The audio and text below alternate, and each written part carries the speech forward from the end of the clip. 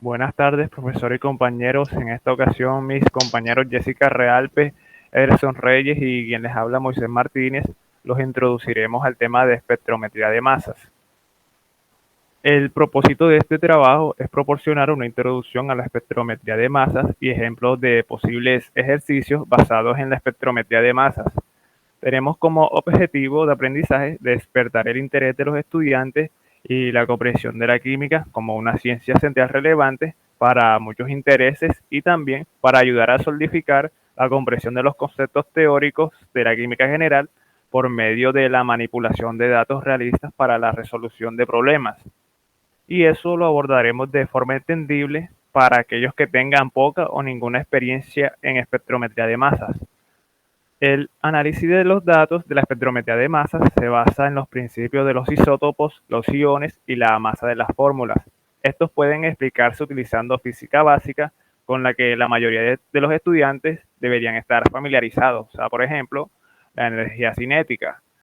Bueno, ahora yo les explicaré qué es un espectrómetro de masas y cómo este determina la masa de los iones. Un espectrómetro de masas es un instrumento científico utilizado para medir la masa de un átomo o una molécula. Más correctamente, este instrumento mide la relación masa-carga de la forma iónica del átomo o la molécula. Un espectrómetro se compone de varios componentes clave, como podemos observar aquí en la presentación, en la que tenemos una visión general simplificada de los componentes de la espectrometría de masas. Esto incluye una fuente de ionización, un analizador de masas, un detector y un dispositivo de lectura de datos. En su forma más simple, el espectrómetro de masas tiene cinco componentes.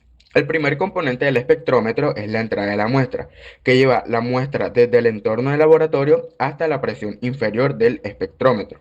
La entrada de la muestra conduce a la fuente de iones, donde las moléculas de la muestra se transforman en iones en fase gaseosa. A continuación, los iones son acelerados por un campo electromagnético. Luego, el analizador de masa separa los iones de la muestra en función de su relación masa-carga o MZ. Los iones son contados por el detector y la señal es registrada y procesada por el sistema de datos. Normalmente este es un ordenador personal. Para que entiendan mejor, esto se da mediante un proceso. En primer lugar, debe producirse la ionización del átomo o las moléculas del analito, ya que los espectrómetros de masa se basan en el uso de campos eléctricos y o electromagnéticos para manipular la velocidad, la energía cinética y o la trayectoria de los iones. A continuación, los iones pasan por un analizador de masas que permite separarlos o filtrarlos por su relación masa-carga. Y por último, se detectan los iones y se procesa la lectura de la señal del detector, normalmente mediante un ordenador y un software especializado. El resultado del sistema de datos es un espectro de masas, un gráfico del número de iones detectados en función de su relación masa-carga o MZ. Y ustedes se preguntarán, ¿cómo determina un espectrómetro de masas la masa de los iones? Hay varios dispositivos que pueden utilizarse para actuar como analizadores de masas, pero nosotros nos centraremos en los analizadores de masas de tiempo de vuelo, ya que son los más sencillos de entender con solo la ecuación de energía cinética y la intuición general. En la imagen podemos apreciar una descripción visual de los fundamentos del uso del tiempo de vuelo como analizador de masas. Los iones se aceleran todos a la misma energía cinética. La energía cinética está relacionada con la masa y la velocidad mediante la ecuación que podemos ver aquí. Y se expresa como energía cinética es igual a la mitad de la masa por la velocidad al cuadrado, donde KE, energía cinética, sus siglas en inglés, M es la masa de la partícula y B es la velocidad de la partícula. Para una energía cinética dada, una masa menor tendrá una mayor velocidad. De ello se deduce que, dentro de un analizador de masas de tiempo de vuelo, los iones más ligeros se mueven hacia la región del detector más rápidamente y los iones más pesados se mueven más lentamente. Entonces, todos los iones salen de un mismo punto al mismo tiempo y con la misma energía cinética. Se registran sus tiempos que corresponden a los iones más rápidos y ligeros que llegan primero, seguidos por los iones progresivamente más pesados. Los tiempos de llegada correspondientes a la llegada de los iones al detector y la masa se calibran por comparación con estándares conocidos. lo que permite leer la relación masa-carga de los iones a partir del espectro de masa resultante, que como les mencioné anteriormente es un gráfico de MZ o masa-carga frente a la intensidad, y que mi compañera les profundizará más adelante. Para que analicen y comprendan mejor esto del tiempo de vuelo, les voy a explicar mediante esta situación. En vez de iones tendremos estas bolas de billar y las aceleramos usando un mismo campo eléctrico, que en este caso sería un taco de billar. Y las haremos pasar por un conducto con una longitud que llamaremos L. Y al final se encontraría el detector. Luego de acelerar las partículas podemos observar que estas van a diferentes velocidades, por lo que llegarán al detector en tiempos distintos. A pesar que el campo eléctrico impuso la misma fuerza en todas, o en nuestro caso, se le aplicó la misma fuerza con el taco a todas, su velocidad de llegada será distinta. Y por eso se le llama a este analizador tiempo de vuelo, ya que analiza las partículas en base al tiempo que se tardan en transitar. Bueno, y también están los espectrómetros de masas de tipo sector magnético. Estos son útiles para las mediciones isotópicas. Los analizadores de masa del sector magnético aceleran los iones a través de una región de deriva a la que se le aplica un campo magnético. El campo magnético curva la trayectoria de los iones en un movimiento circular. El radio de la trayectoria de cada ion viene determinado por su masa y su carga.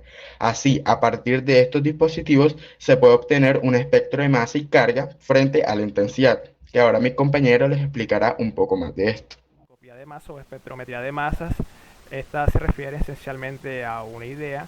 En esta técnica, si colocamos una pequeña muestra aquí, digamos que estamos hablando del circonio, en este ejemplo, y lo calentamos, tendremos un montón de circonio flotando. Y luego lo bombardeamos con un montón de electrones.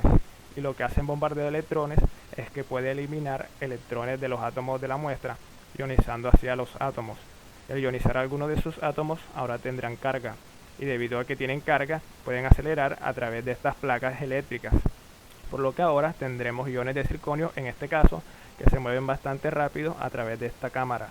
Y luego entran a través del imán, o sea, un campo magnético. Y un campo magnético fuerte puede curvar la trayectoria, puede desviar los iones con carga. Para una carga dada, la fuerza de la desviación será la misma, pero si tenemos una masa más grande, la desviación será menor, y si tenemos una masa más pequeña, la desviación será mayor. Entonces, lo que vemos aquí son los diferentes isótopos que se desvían uno más que otro, conforme atraviesan el campo magnético. Y luego está el detector, en el que se registrarán cada uno de esos isótopos en diferentes puntos, y en cuanto más iones golpeen cierta parte del detector, significará que hay más de ese tipo de isótopos en la naturaleza.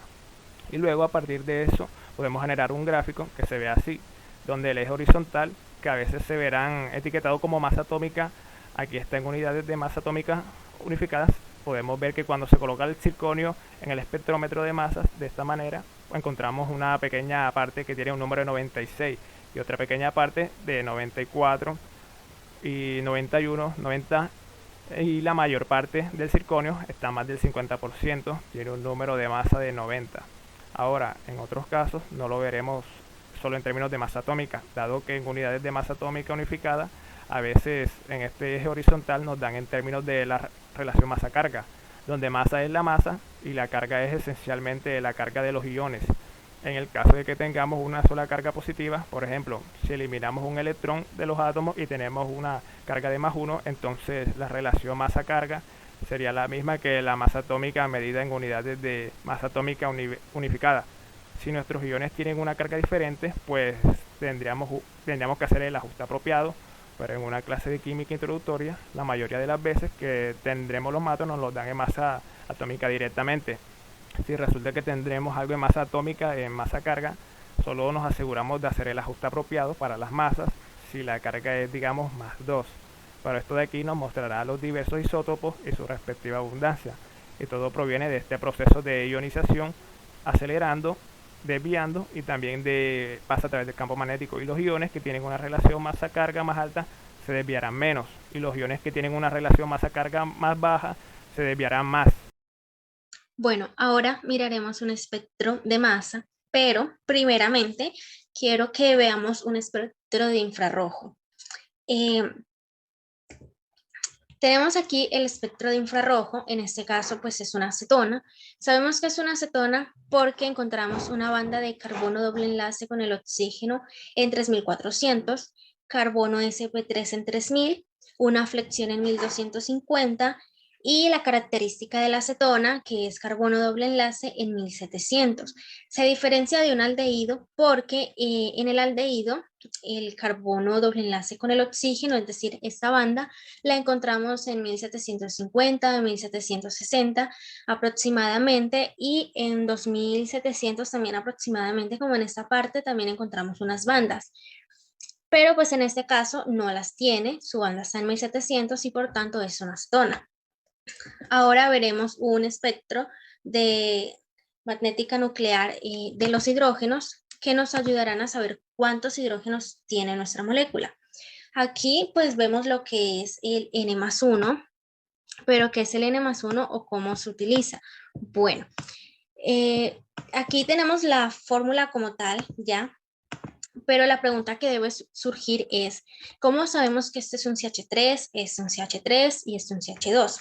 Aquí es donde aplicamos el N+1, como lo dije.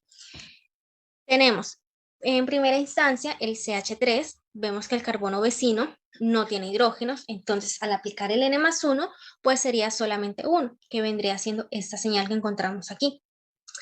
Seguido tenemos un CH2 y de carbono vecino tenemos un CH3. Entonces, lo que hacemos es a estos 3 hidrógenos le sumamos 1, nos da un cuartete, que en este caso es el de aquí, y finalmente tenemos otro CH3, que el carbono vecino tiene 2 hidrógenos, al sumarle 1 pues nos da un triplete, que es el que encontramos aquí. También tenemos el espectro de magnética nuclear del carbono, que nos ayudará a saber cuántos carbonos tiene nuestra molécula. Como bien se puede observar, este espectro pues tiene 4 señales que corresponden a 4 carbonos, que son los que tenemos aquí. Y finalmente, el espectro de nuestro interés, que es el espectro de masas. Entonces, para poder interpretarlo, nos vamos a guiar de unas tablas. Para cada grupo funcional, las tablas son diferentes y esto nos ayudará a verificar en sí cuál es el grupo que tenemos. Como dije al principio, pues estábamos hablando de una acetona. Entonces, vamos a verificar si es verdad que el grupo funcional es una acetona. Entonces, aquí pues en las tablas tenemos de alquinos, de éteres, alcoholes, aminas, cicloalcanos y el espectro de nuestra cetona en el caso de la masa. Nos dice que tiene un peso molecular de 72. Ahora vamos a ver si es aromática o es alifática de acuerdo a la tabla de la acetona.